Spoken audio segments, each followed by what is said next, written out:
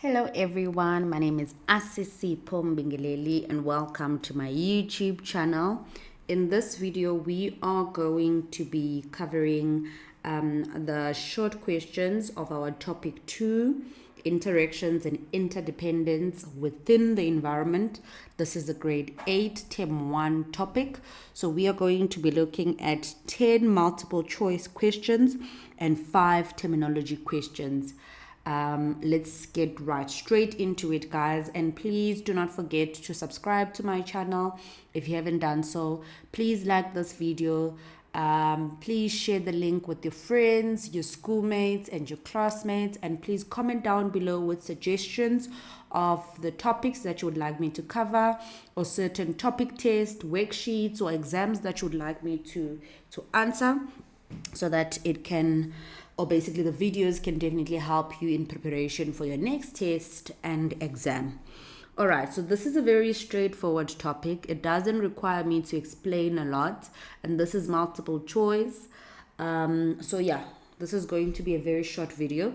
So 111, the term used to describe, let's see, the term used to describe all the living organisms in a particular area interacting with one another. We are talking about living organisms that are interacting with one another and their living environment. Is it a habitat? Definitely no. Is it a population? Definitely no. It's not a group of similar species. We are having living and non-living environment interacting. Non-living environment with living organisms, that are obviously interacting with one another. So I think the obvious answer here is ecosystem. All right. Also definitely not a community. Then 112, which of the following is an example? They're asking you for an example of a biotic factor. Remember, biotic factor, we are talking about living things here. Living things, living organisms. So soil, water, plants, and sunlight. Definitely non-living, and non-living. So plants are the only example that we have out of the 4 options that are living. So that is our answer. That is C. Please remember, guys, you can pause the video and try and answer the question before I give you the answer, and I think that will help you a lot. Also, if you do need this topic test, please let me know. I can leave a link of this topic test in my description box. Then you'll be able to download it. So please let me know if you do need a link of this topic test. Then I will add a link on the description box. Okay. Then 113, what role do decomposers play? They're asking you the role of decomposers in the environment. Now let's look at the options that are given to us. They produce oxygen through photosynthesis.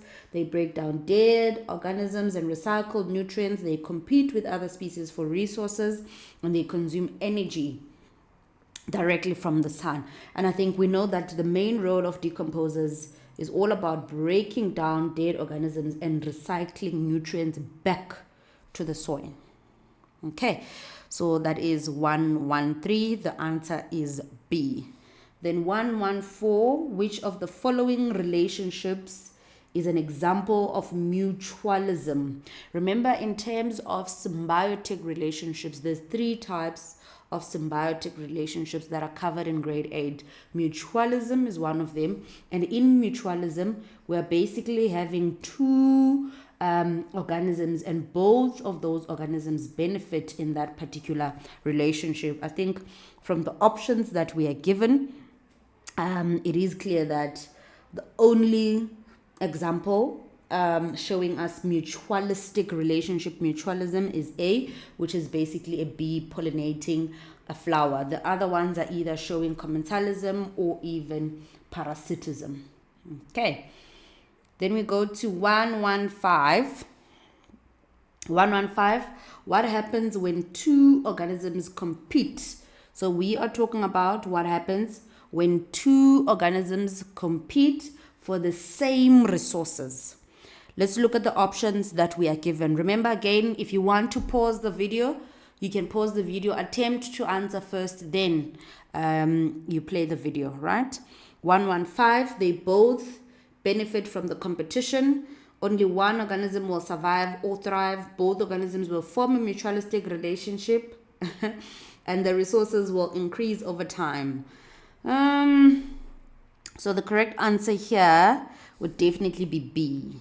So only one from the two organisms, only one organism will survive, thrive, and be able to reproduce.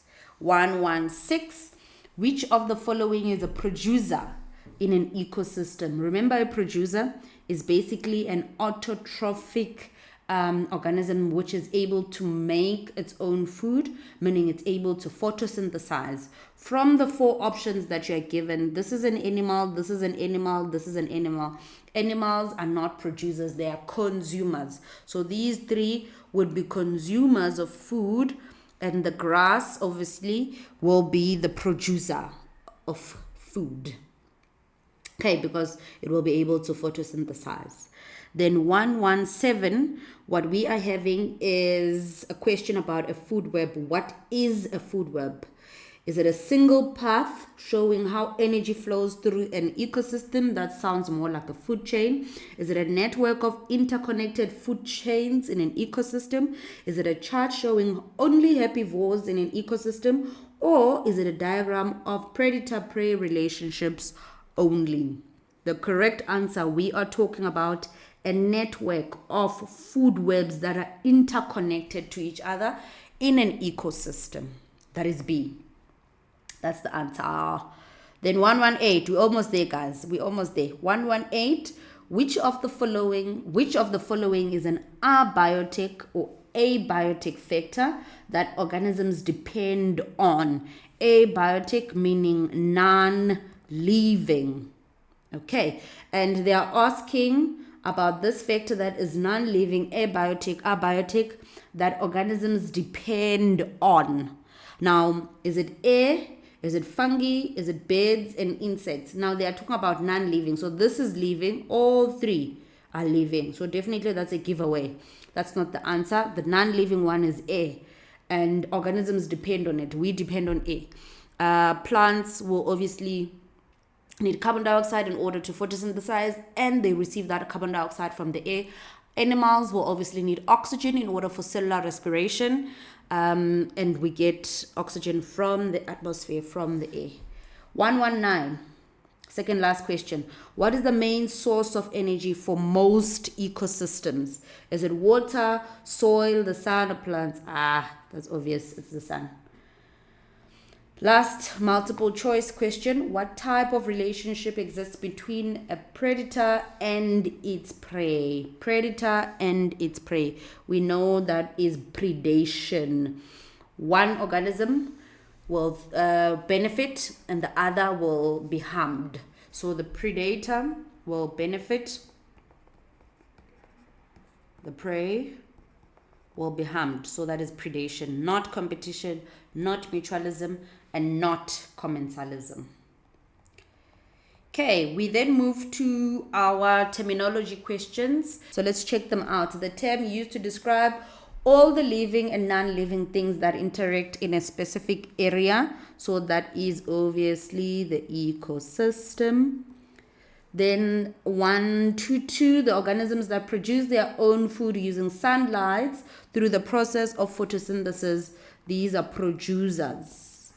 If you say autotrophs, that is also correct. Autotrophs or autotrophic organisms. Then 3, organisms that break down dead organisms and return nutrients back to the soil. This is simple. These are decomposers. Then a group of organisms of the same species living in the same area at the same time, that is population. A sequence of organisms, each dependent on the next as a source of food, showing how energy is transferred in an ecosystem. That is obviously a food chain. A food chain. All right. So this is the first part of this topic test. Guys, if you need me to then answer the long questions, I've got long questions, question 2 and question 3. And in the long questions, we analyze and answer the food chains, the food webs, the food pyramids, and we talk about trophic levels and all of that. I've got nice questions and nice examples. So if you do need that video of the long questions of this particular topic test, please comment down below and let me know. I will record that video and upload it for you.